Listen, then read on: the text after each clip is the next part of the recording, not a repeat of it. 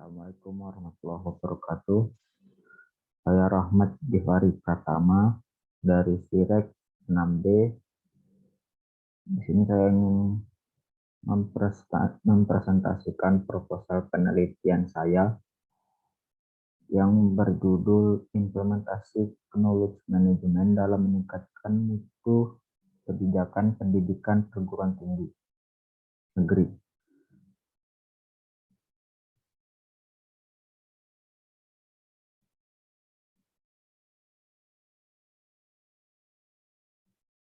Bab 1 pendahuluan. Di pendahuluan ada yang pertama, latar belakang masalah.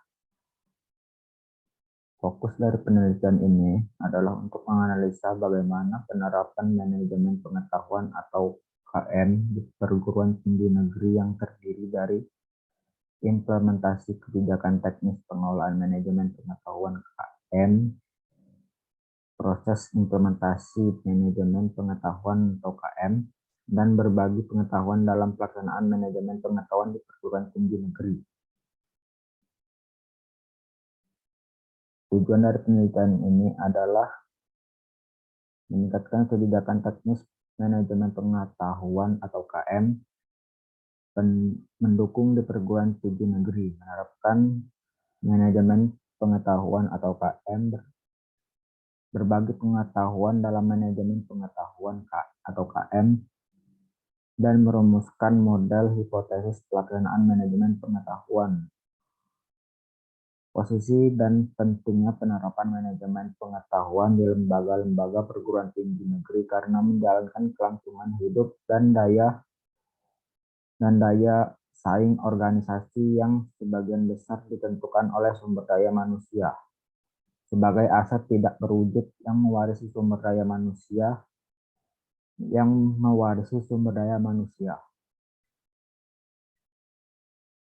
Metode yang digunakan adalah analisis deskriptif melalui studi kasus.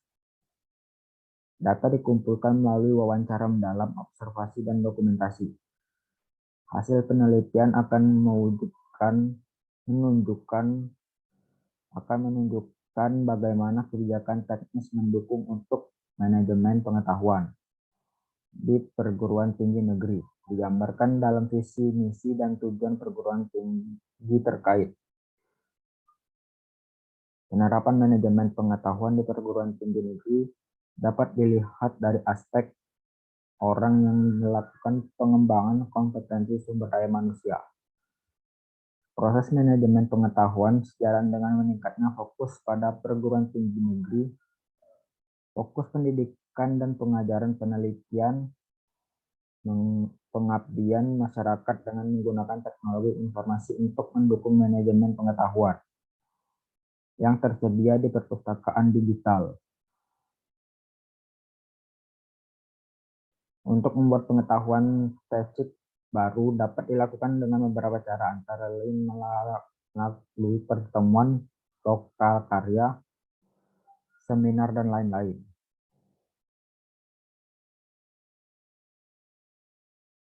Selanjutnya adalah rumusan masalah.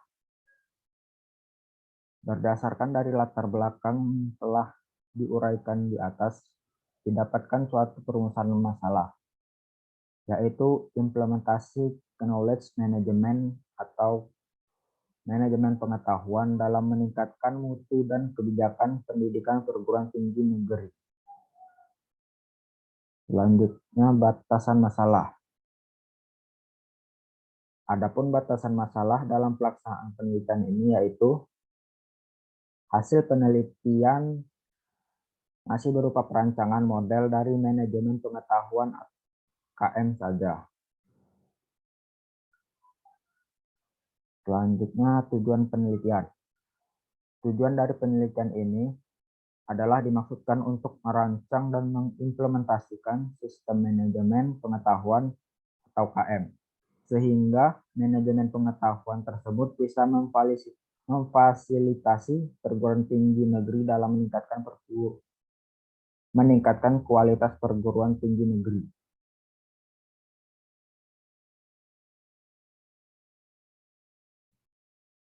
Selanjutnya manfaat penelitian. Manfaat penelitian. 1. Manfaat teoretik. Yang pertama, menambah informasi dalam upaya pelaksanaan proses pembelajaran SIPI. Yang kedua, menambah pengetahuan untuk penelitian selanjutnya mengenai manajemen pengetahuan. Yang kedua, manfaat aplikatif. Yang pertama, membantu meningkatkan kinerja pengajar agar menjadi lebih efektif dan efisien. Yang kedua, menjadi bahan acuan bagi peneliti selanjutnya yang berkaitan dengan perancangan manajemen pengetahuan.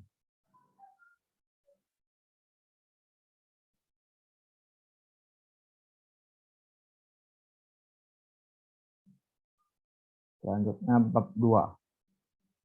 Tinjauan pustaka.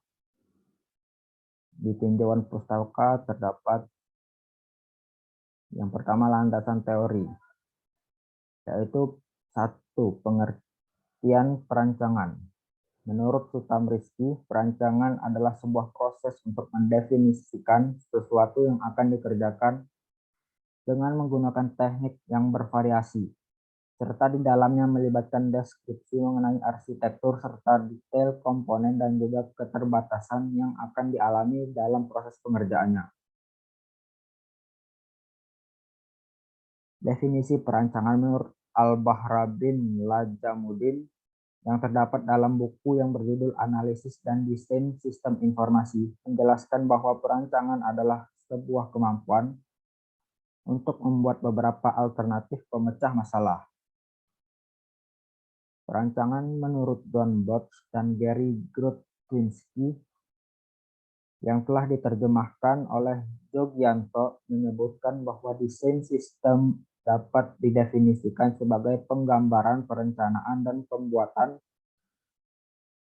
sketsa atau pengaturan dari berbagai elemen yang terpisah atau satu kesatuan yang utuh dan berfungsi.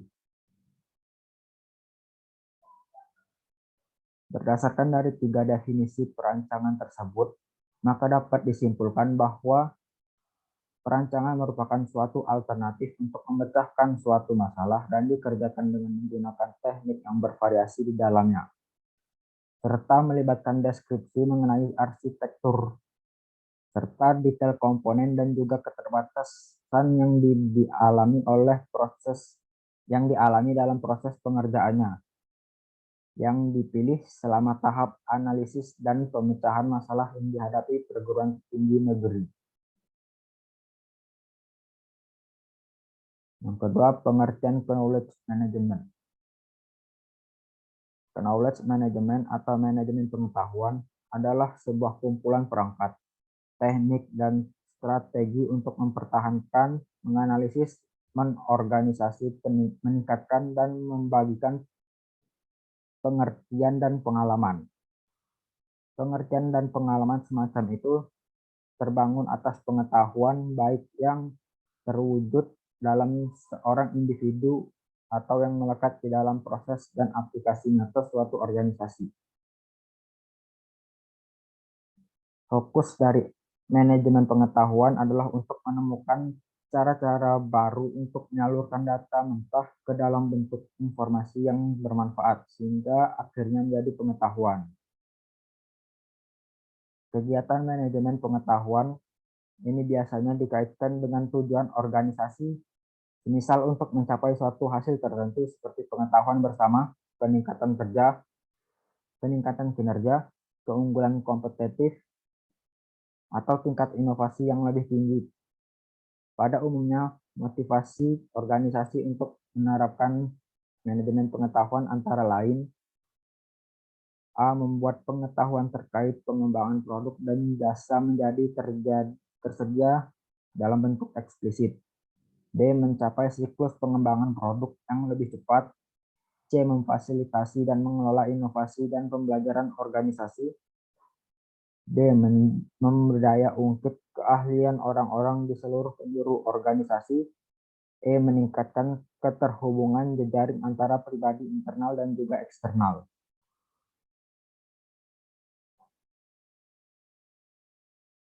Yang ketiga, elemen dalam knowledge management.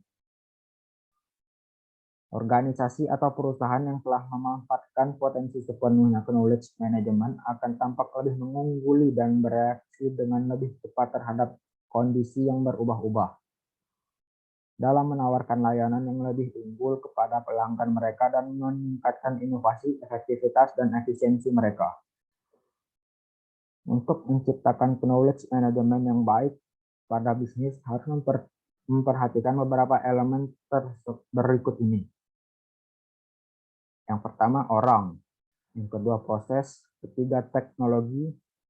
Dan yang keempat adalah tata kelola.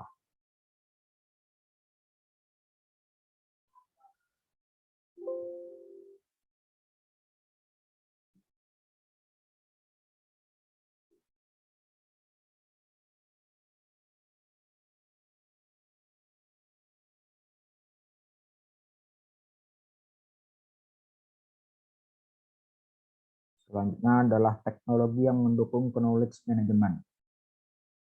Yang pertama ada artificial intelligence atau AI. AI didefinisikan sebagai kecerdasan buatan yang dimasukkan ke dalam suatu entitas.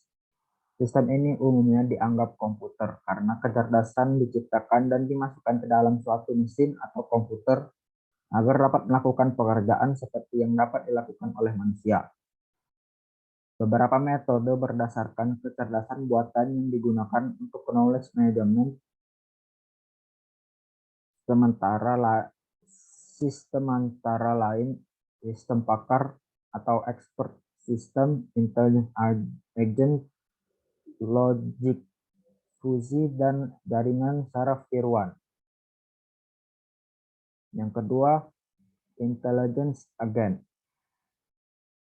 Intelligence agent merupakan sistem piranti lunak yang mempelajari bagaimana penggunaannya bekerja dan menyediakan perantara atau agen untuk mengerjakan tugas-tugas yang dilakukan pengguna. Sebagai contoh, pada saat software intelligence agent mendapatkan perintah untuk memberikan informasi apa yang dibutuhkan oleh user, perantara pasif akan mengamati informasi-informasi apa saja yang cocok dengan kemauan dan kepentingan user, sedangkan perantara aktif akan mencari informasi-informasi yang berkaitan dengan pilihan-pilihan user. Yang ketiga, Knowledge Discovery in Database atau KDD. KDD merupakan suatu proses untuk mencari dan menggali informasi yang berguna dari beraneka ragam banyak data-data dan dokumen. Banyak sekali data-data lama dan dokumen yang penting yang terpendam di dalam database pada media penyimpanan yang berkapasitas besar sehingga dibutuhkan proses data mining yang ideal untuk memperoleh kembali data-data penting tersebut. Yang keempat, Extensible Markup Language atau XML. XML merupakan bahasa markup serbaguna yang menjadi standar dari World Wide Web Consortium untuk mendeskripsikan berbagai macam struktur data, sehingga data dapat terproses secara tepat oleh sistem yang berbeda-beda tanpa harus melakukan proses programming lagi. XML tidak hanya dapat otomatisasi berbagai proses dan mengurangi pekerjaan tulis-menulis, akan tetapi juga dapat berkolaborasi dan mendistribusikan pengetahuan yang lebih baik antar partner bisnis.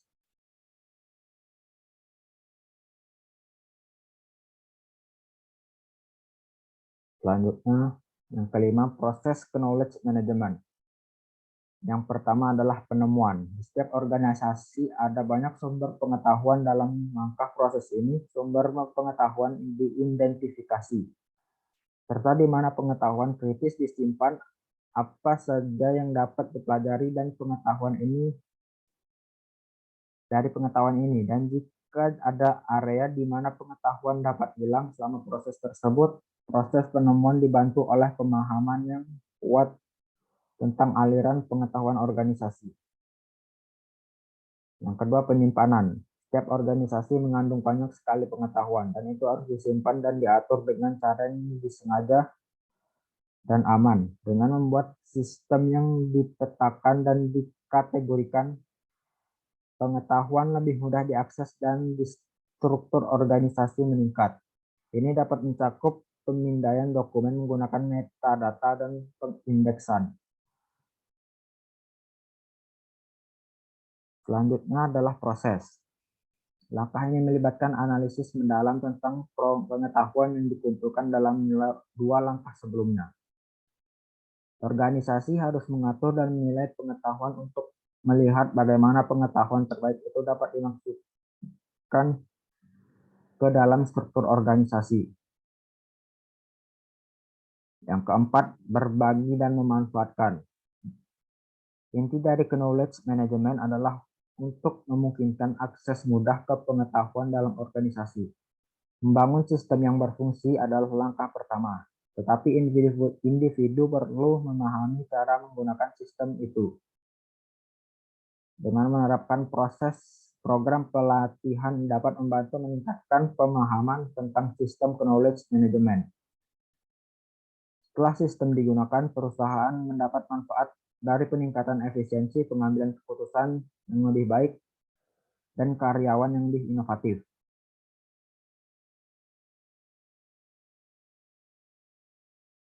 Selanjutnya,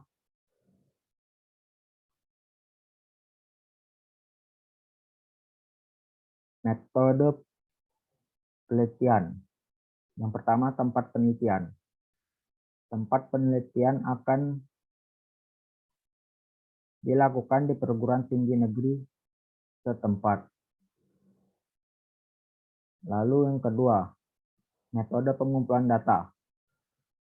Yang pertama adalah metode analisis deskriptif. Ada beberapa macam metode yang dapat dilakukan oleh peneliti untuk melakukan penelitian. Dalam penelitian ini, peneliti akan menggunakan salah satu metode, yaitu metode analisis deskriptif. Hal ini dilakukan karena peneliti bertujuan untuk memberikan deskripsi atau gambaran mengenai subjek penelitian yang sedang dilakukan berdasarkan data variabel yang diperoleh dari subjek tertentu. Yang kedua, metode wawancara. Metode wawancara yang akan dilakukan adalah wawancara semi terstruktur, yang merupakan jenis wawancara in-depth interview. Hal ini dimaksudkan karena wawancara ini bertujuan untuk menemukan masalah secara lebih terbuka, di mana pihak yang diajak wawancara dimintai pendapat beserta dengan ide-idenya. Yang ketiga, metode dokumentasi. Dokumentasi biasanya dapat diberikan contoh berupa foto-foto atau video, baik dalam kegiatan tertentu maupun pada saat penelitian. Yang selanjutnya, teknik analisis data. Teknik yang digunakan oleh penulis di sini adalah teknik analisis data. Teknik analisis data kualitatif, karena proses pengumpulan data dalam teknik analisis data kualitatif melalui rekam dan catat, tinjauan pustaka, wawancara, survei, dan observasi, maka penulis akan dapat langsung bertanya kepada pihak dari subjek penelitian mengenai keadaan lapangan yang ingin diteliti, sehingga dapat mempermudah peneliti dalam melakukan proses penelitian.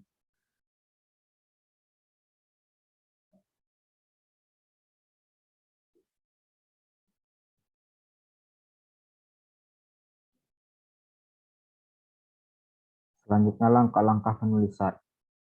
Adapun langkah-langkah dalam penulisan penelitian ini sendiri meliputi bab pertama, pendahuluan, menguraikan tentang latar belakang masalah, rumusan masalah, serta tujuan dan manfaat dalam penulisan penelitian ini.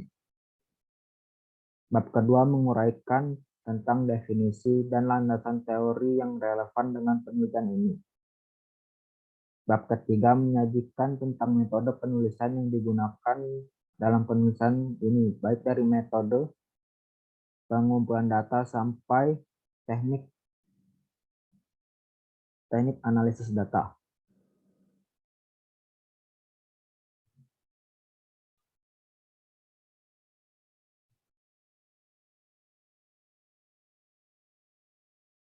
Selanjutnya, alur penulisan. Alur penulisan karya tulis ilmiah ini dapat dijelaskan secara singkat melalui diagram di bawah ini. Yang pertama, menentukan topik penelitian. Setelah menentukan topik penelitian, maka selanjutnya melakukan studi lapangan. Lalu melakukan studi pustaka, setelah itu mengelola data dan referensi. Setelah itu melakukan pengembangan data dan analisis. Lalu mengidentifikasi masalah. Yang terakhir, menulis laporan. Ya, begini saja yang dapat saya sampaikan. Lebih dan kurangnya saya mohon maaf. Saya akhiri. Wassalamualaikum warahmatullahi wabarakatuh.